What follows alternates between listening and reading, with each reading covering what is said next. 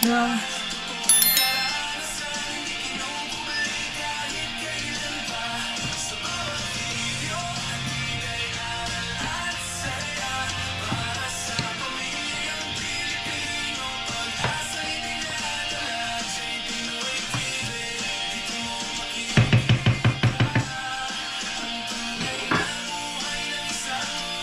W sa Canada. Gulat ako. Sino kaya yung kumakatok doon sa likod? Wala makita. Wala lang ako makita, pre.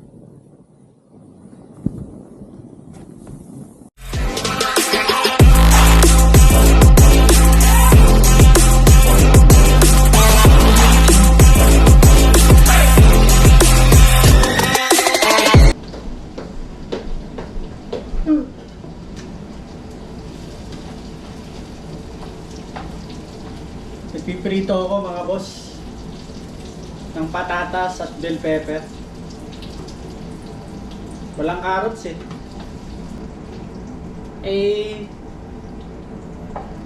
Tinatamad akong lumabas mga boss, kaya ginako lang. Sabi ko kahit walang carrots, lulutuin ko na to. Luluto akong kaldereta. Nagluto na ako ng isang araw nun. Sayang kasi itong mga tira-tira ko dito, itong liver spread, tomato paste. Sabi ko isang luto pa to. Pakita ko sa inyo yung nasa harapan ko. Kaya ako'y tamad lumabas.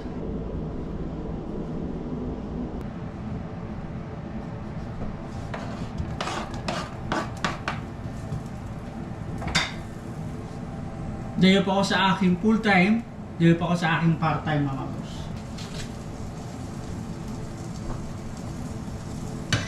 Makakapagpahinga tayo ng buong isang araw.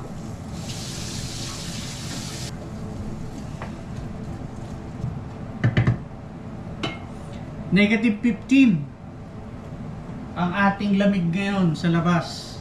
Malamig na yun mga boss. Yan.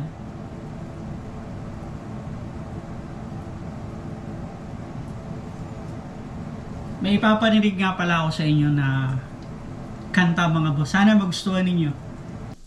Mula sa bayang inibig, lumipad papuntang Canada. Pangarap ang gabay sa bawat hakbang niya. Si Jay dala ang tapang, pag-asang buo ang loob. Sa lamig ng bagong mundo, doon siya bumangon at kumilos. Kami ang saksi sa bawat araw na pagsubok. Pinipili ang ngiti kahit minsan ay pagod. Kapwa OFW, kanyang inspirasyon. Ibinabahagi ang kwento ng dedikasyon. Jay Pinoy TV, kwento ng buhay Canada. Totoong karanasan, hindi kinukubli kahit kailan pa. Sa bawat video, nagbibigay aral at saya.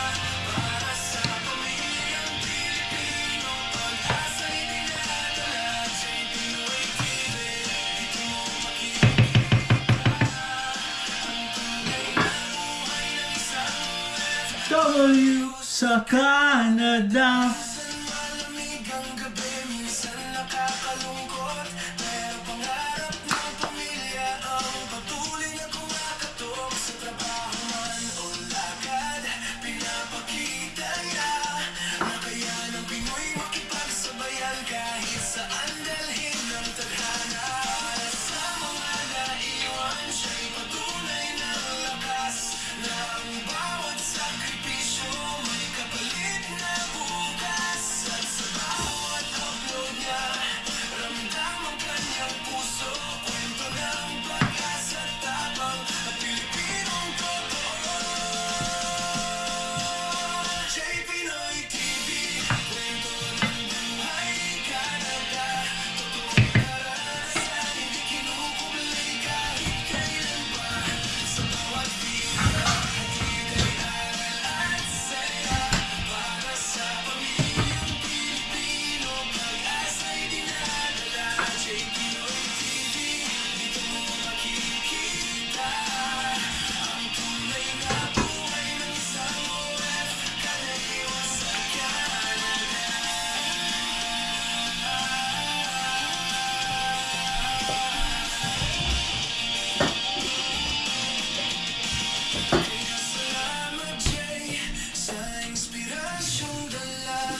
bawat Pilipino sa dako ng mundo. Kapag Pinoy TV, patuloy na sumisigla sa kwento ng OFW.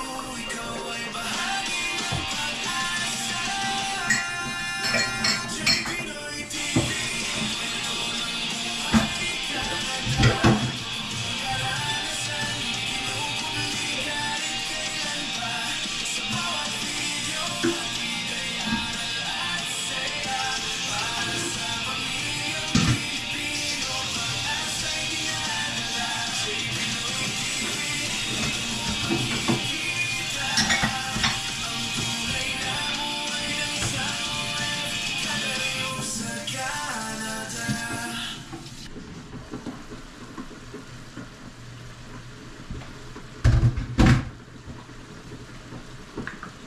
Ito yung natirang tomato paste eh. Sayang naman eh.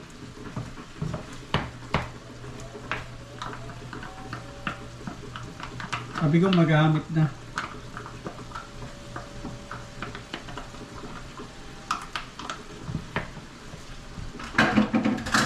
Meron din naman diyang tomato sauce na pwede kong gamitin. Kaya lang hindi pa naman bukas yun.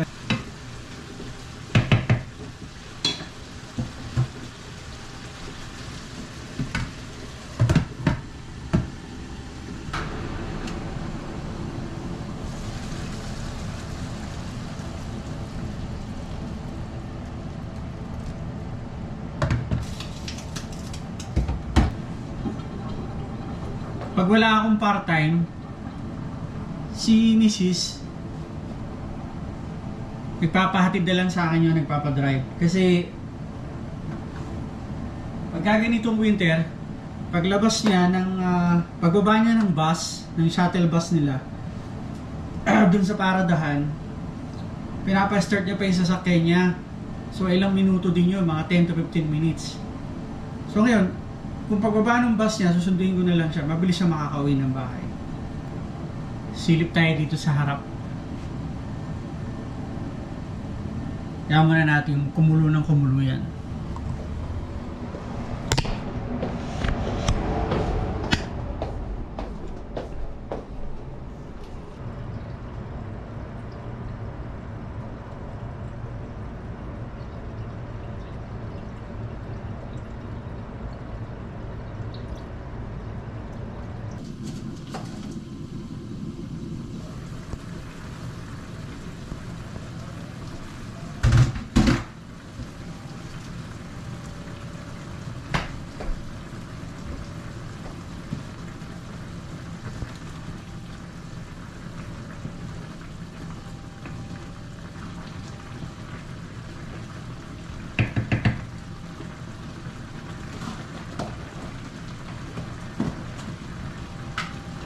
Yan, lagyan na natin yung ating liver spread mga boss.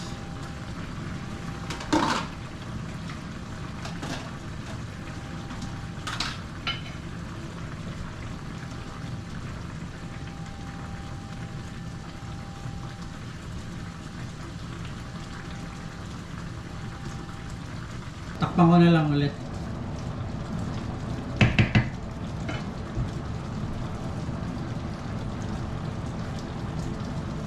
Bawasan ko lang yung tilamsik.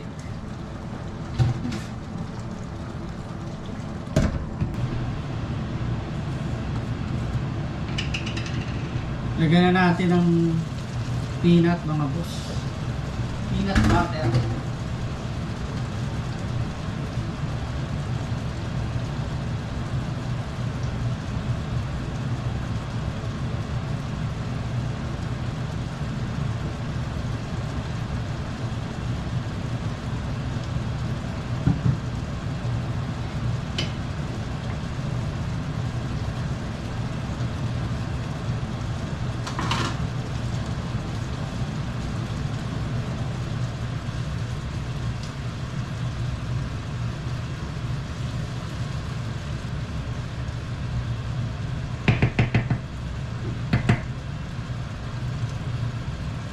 Sama na rin natin to mga boss.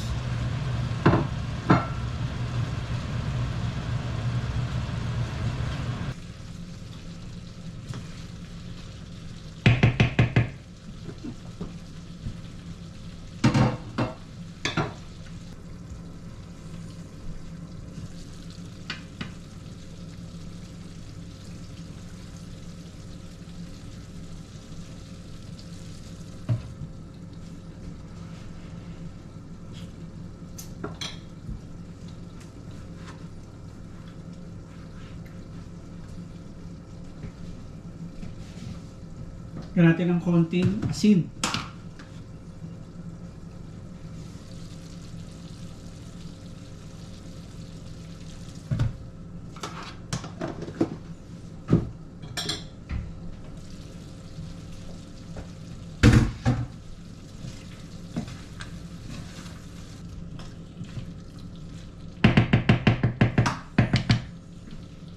Okay na.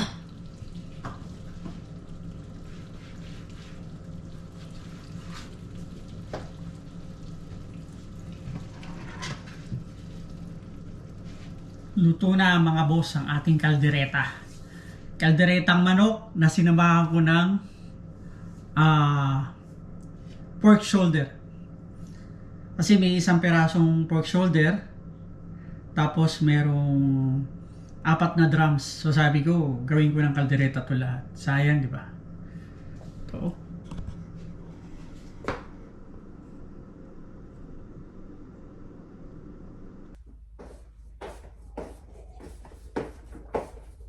Tea tayo mga boss. Sarap mag-tea sa ganitong malamig na panahon mga boss.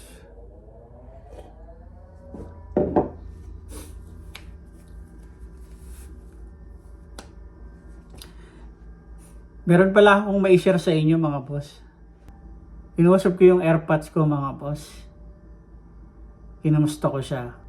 Ngayon, ang trabaho na lang niya ay nagda-drive. Sa mga ano ba mga boss? Sa mga pabrika. Matagal na siyang hindi nag-welding. Yung pangalawang kapatid ko na, yung nakama na nung kanyang trabaho dati. May kwento ko na rin sa inyo. Dapat ako yun. Ako yung welder talaga.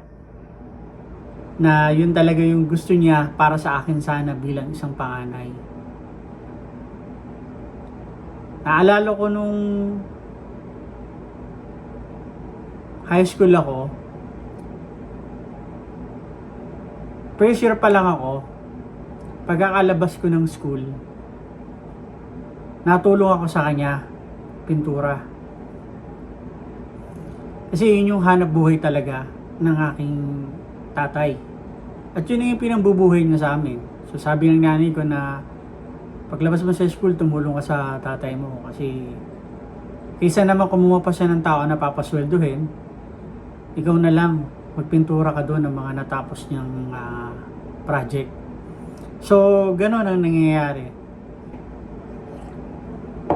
Ispat-ispat muna hanggang sa mabuo mo yung isang frame ng steel window, ganyan. Ngayon, di mo muna siya ipo-full weld. Pagdating ng gabi, ayun na. Doon na talaga ako. Magkanda, iiyak ka talaga. Pagkatap yung bang mata mo, pulang-pula parehas. Tas parang may buhangin sa loob. Hindi ako mapagkatulog nung gabi. Luha ako ng luha, hanggang sa sinisipong ka na, ganyan. 2 araw akong ganun. Pagising ko, pulang-pula yung mata ko. Yung pangalawa kong kapatid, hindi niya yung tinuruan. Pero yun yung gusto talagang matuto. Hanggang sa pinag-aral pa yun ng AirPod ko na sa TESDA para magkaroon ng certificate bilang welder talaga. NC2. Ako naman, nung pag-graduate ko ng high school, nagpabrika na ako.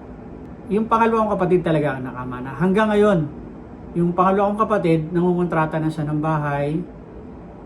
Halos lahat nangyari sa bakal, kaya niyang gawin. Yung AirPods ko, huminto na siya kasi alam niyo na, masakit na yung likod. So ako yung napaiba. Baker ako, tapos yung kapatid ko, yun, welder. Pati yung bunso namin kapatid, welder din yun. Silang dalawa lagi magkasama pag may kontrata sila. Tapos kumukuha na lang sila ng ibang mga pinsa namin para magkaroon din ng trabaho. Imbis na ibang tao yung kukunin, mga pinsa na namin yung kinukuha ng kapatid ko pag may tanggap siya. At sa awa naman ng Diyos, hanggang ngayon, okay naman, nakakatulong naman ng malaki sa kanya na bubuhay niya yung kanyang mga anak dahil sa pag-welding. At ayun, hindi ko alam na magiging panadero pala ako. At yun, isa yun sa dahilan kung ba't ako nakapag-abroad. At nang dumating ako ng Canada, malaking tulong pala iyon para sa akin. Yung naging panadero ako. Na-share ko lang yan sa inyo. Minsan kasi tinatawagan ko siya, kinakamusta ko siya. Kung anong ano niya, syempre alam niya na may mga edad na yung mga magulang natin. Kaya lagi ko siyang kinakamusta. Bigla-bigla na lang nadating dito yan sa bahay. Pabalik na siya ng Dawson.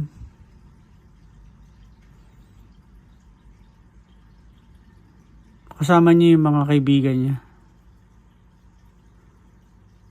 Pilipino rin mga boss. Gulat ako.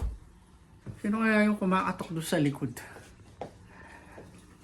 Yung pala anak ko, andyan yung sa kanya nakapark. Ay nako. At nagano daw sila. Nag-ski. Ay, nagdala sa amin ng donut oh.